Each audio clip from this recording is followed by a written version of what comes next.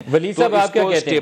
مریم کا بیان آپ کی پوزیشن کے بہت قریب ہے. وہ کہتے ہیں کہ مخلوط حکومت بڑے فیصلے نہیں کر سکتی، اس لیے الٹیمیٹلی الیکشن میں جانا ہے. تو الیکشن پہ جلدی آپ کی تو بات کو وہ تائید کر رہی ہیں.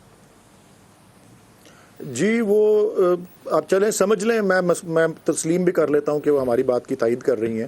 تو عمران خان صاحب نے تو اکثر، میں جب وہ پرائم منسٹر بھی تھے تو میں اسپوکس پرسنس کی میٹنگز میں جاتا تھا تو وہ تو بڑی داد دیا کرتے تھے مریم نواز صاحبہ کو کہ یہ تو یار ہماری سب سے بیسٹ سپورٹر وہاں پہ ہیں کیونکہ یہ جو کہتے ہیں نا وہ محاورہ کہ اپنا ہی گول خود کر دیتی ہیں. تو چلیں اس حد تک میں ٹھیک کہتا ہوں کہ وہ ہماری پوزیشن کے بالکل قریب ہے.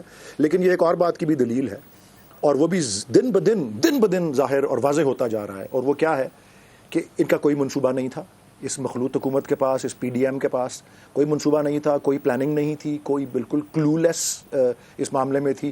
یہ ضرور ہے کہ 14 اپریل کو آپ نوٹ کریں کہ آئی ایس پی آر ہی کی طرف سے ایک وہ آئی تھی پریس ریلیز یا وہ کیا، جس میں وہ کہہ رہے تھے کہ جی ٹھیک ہے جی اب سٹیبلائز ہو گیا ہے جی، اب ڈالر کی قیمت میں بھی وہ کمی آ رہی ہے، اسٹاک مارکیٹ بھی مستحکم ہو گئی ہے، اور آپ کا باقی جو اکانومی کے باقی انڈیکیٹرز ہیں وہ بھی مضبوط ہو رہے ہیں. اور دیکھیں چند دنوں کے بعد ہی اب کیا روز بروز کہاں، اور جتنی دیر پی ٹی آئی گورنمنٹ میں تھی اب اس سے زیادہ 192 پہ اوپن مارکیٹ میں ڈالر ٹریڈ کر رہا ہے. اسٹاک مارکیٹ کہاں پہ پہنچ رہی ہے اور کدھر جانے لگی ہے جو ماہرین کہہ رہے ہیں. میں بائی دا وے پیشے کے اعتبار سے وکیل ہوں، میرے پاس کلائنٹس بھی آئے ہوتے ہیں، آج بھی کوئی کلائنٹ آئے ہوئے تھے جو کارپوریٹ ورلڈ سے ہیں، بتا رہے تھے یار آپ کی حکومت میں دیکھیں ٹیکسٹائل کو بند انڈسٹری کو آپ نے چلا دیا، آپ کی ایکسپورٹس جو ہیں کتنے ریکارڈ اضافہ ہوا، آپ کی ریونیوز میں آپ نے کتنا اضافہ کیا ٹیکس کے ذریعے.